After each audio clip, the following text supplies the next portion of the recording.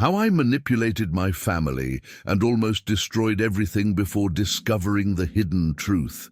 I don't really know why I decided to write this today. Maybe because I'm tired of pretending the past is behind me, when in reality, it still weighs heavily on me. Many people think that maturing is just about growing up, working and paying the bills, but for me, maturing was facing what I did to the people who loved me most. For a long time, I was the kind of son who believed the world revolved around me. If my mother said no, I found a way to make her look like the villain. If she cried, I pretended not to see. And worst of all, I liked it when she lost control, because it gave me power. It's hard to admit it now, but I was a manipulator, and I knew exactly what to do to get everyone on my side. I must have been about 15 when everything really started to go wrong. My mother, Eva, had remarried Rodrigo, a nice guy, but I hated the idea of sharing space with him and his children. I thought she'd cheated on me, so I started doing what I knew how, turning everyone against her. I used Rafael, my father, to do this. He gave me everything I asked for, and in return, I'd badmouth my mother, make up stories about her treating me badly. He believed it, or pretended to believe it, because it fed his ego too. It was a dirty game and I played it well. I remember one time she took my phone away because I'd lied about my grades. That same day, I called my dad crying, saying she was humiliating me and that Rodrigo was yelling at me. My dad showed up at her door in the middle of the afternoon and made a scene. And I, from inside my room, feigned fear. The neighbors heard everything. In the end, she gave it back just to avoid more trouble. And I smiled inside. That was what I wanted, to see her lose control, feel guilty, question herself. Every time I managed to manipulate her, it was like winning a trophy. I felt in control. Over time, everyone in the family took sides. My grandmother, Helena, thought my mother was too hard on me. My Aunt Clara said I just needed understanding. I took advantage of this. I played with words, with the faces I made, with the role of the wronged son. Rodrigo withdrew further and further, seeing there was no point in trying. Mateus and Sophia hated me, and rightly so. I made a point of provoking, of creating intrigue. It was chaos, and I was the center of it. Today, I look back and see that no one there had peace. Not even me, deep down. But the day that changed everything was a Sunday. It was my mother's birthday. She had prepared a big lunch, invited everyone. Even my father showed up, something she hadn't even expected. And I, in the midst of that chaos, decided to cause another stir. I said some horrible things to her in front of everyone. I told her she'd never been a real mother, that Rodrigo was a burden, that she'd destroyed my childhood. I remember her face freezing, as if time had stopped. She didn't respond. She just left the table, went to her room, and locked the door. It was the first time she hadn't reacted, and that's when it all started to sink in. That day, after she locked the door, the mood in the house died. No one said anything. Rodrigo tried to hide it, but I could tell he was angry. Helena stood by me, saying I was just venting, and Rafael, my father, had that smirk on his face, pleased to see the damage. But for the first time, I didn't feel a sense of victory. I remember going to my room, lying on the bed, and feeling a huge void. I can't explain what it was. Maybe because deep down, I realized I'd overstepped my bounds. But even so, I continued to pretend I didn't care. At dinner, she didn't show up. The cake sat there untouched, and that silence affected me more than any scream she ever uttered. The next day when I woke up, the house felt strange. Sophia gave me a strange look, and Mateus didn't even speak to me. Rodrigo left early, and my mum wasn't home. I thought she'd gone to work, but she still hadn't returned that afternoon. I called and her phone was off. It was the first time I felt truly afraid. I spent the day pacing, trying to hide my worry. That night, Rodrigo arrived and told me she'd gone to my grandparents' house. I said, "Great," feigning indifference, but inside, I was shattered. For the first time, she'd left me speechless. In the following days, she didn't return. Rodrigo tried to maintain his routine, but the house, it felt empty. I slept poorly and felt lost. I tried to reach her a few times, sent messages, but she didn't respond. I considered going over, but my pride wouldn't let me. So I started doing what I always did, looking for Rafael. I went to his house and told him she had abandoned me. He was completely right, saying that's what I got for defending her. But for the first time, those words didn't comfort me. I realized he didn't really care about me. He just wanted to win her over. And I began to understand that perhaps I had been a tool in this game. A week later, she showed up. She came home silent, with an expression I'd never seen before. It wasn't anger. It was exhaustion. She looked at me and simply said, "Lucas, I can't take it anymore." It was like a punch. She said she was going to stay at my grandparents' house for a while, that she needed some distance. She said she loved me, but that she couldn't go on like this. I tried to argue, cry, apologize, but she seemed on another plane. That's when I realized the extent of the damage. I always thought I had control, but that day I realized that control had destroyed me. After she left, everything fell apart. Rodrigo distanced himself from me completely. Mateus and Sofia barely spoke to me. The house felt cold, empty, lifeless, and I began to understand what loneliness truly was. Not the kind you feel when you're alone in your room, but the kind that comes when you realize you've pushed away everyone who loved you. I even began to miss her scoldings, the arguments, the lectures. I would trade any freedom for another family dinner, but it was too late. And I still had to learn to deal with the weight of my own choices. The following days were a kind of silent punishment. I'd wake up, go to school, come back and barely speak to Rodrigo. He tried to be polite, but I could see in his eyes how tired he was of me. Sometimes he'd try to make conversation, but I'd cut him off, and over time, he stopped trying. Mateus ignored me completely. Sofia looked at me with pity. I became the burden of the house, the ghost of a boy who only knew how to cause trouble. People still thought I was the poor guy from the breakup, but inside the house, I knew the truth. I was the reason everyone was drifting apart. I'd turned love into war, and the worst part was no one needed to punish me. I was doing it myself, constantly. One day, I went to school and realized that no one there knew what I was going through. Everyone thought I had a perfect life, a new cell phone, a father who gave everything, a present mother. And I wanted to scream that none of it made sense, that the cell phone, the sneakers, the things I used to feel important, now meant nothing. I had lost something much bigger, and this feeling began to consume me. That's when I decided to write a letter to my mother. It was the first time I tried to be honest with someone.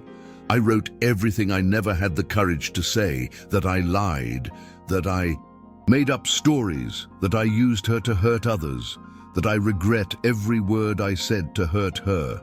It took me about 3 days to work up the courage to deliver it.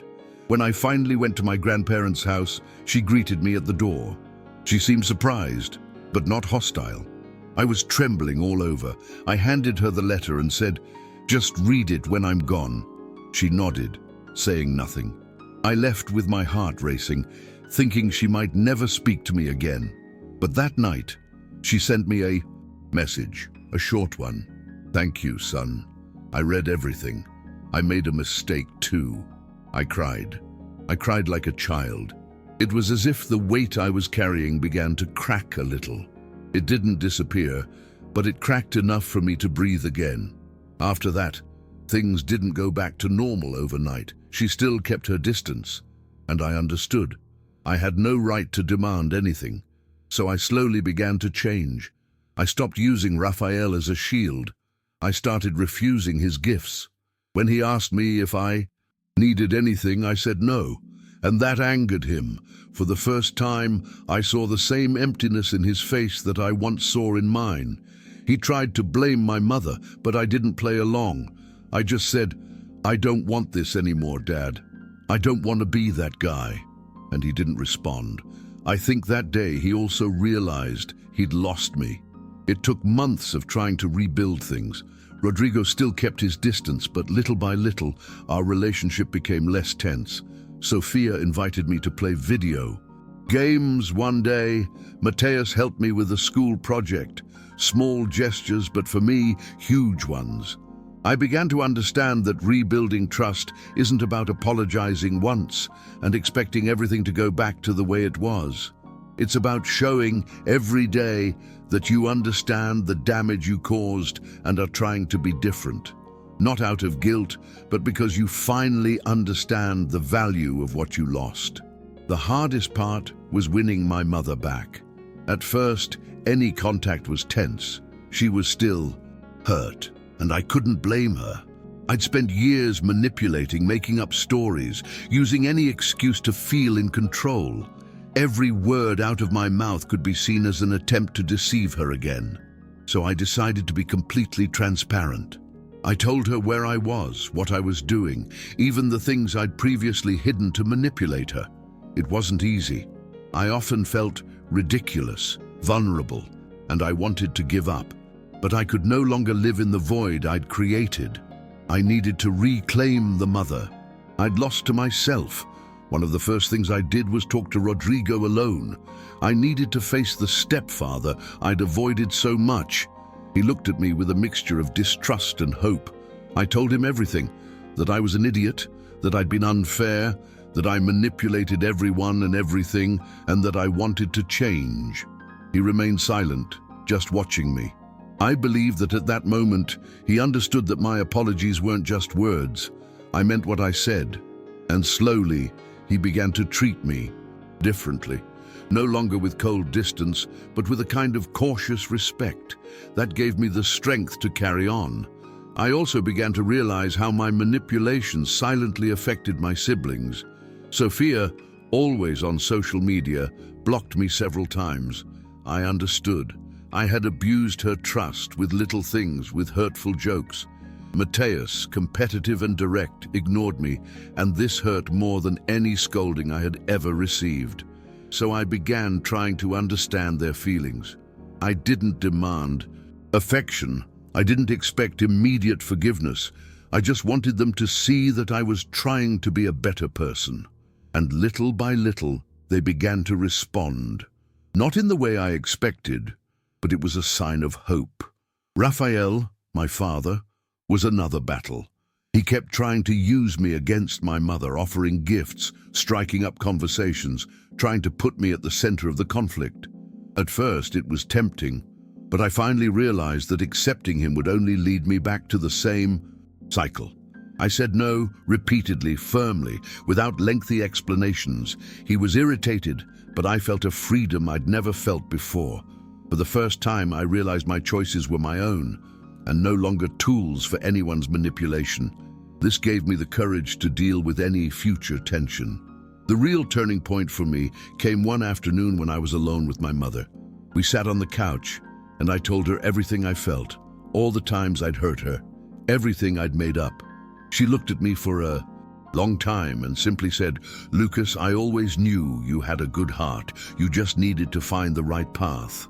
I cried, but this time they were tears of relief, not fear. For the first time in years, I felt like I could rebuild something real with her, that I was no longer that manipulative teenager, that I had a chance to be a better son, a brother, a better person. Looking back today, I realize how selfish I was. I spent years toying with the feelings of the people who loved me most, and only understood the damage when I nearly lost everything. The emptiness I felt that Sunday, when my mother left home and left me alone with my lies, was the shock I needed.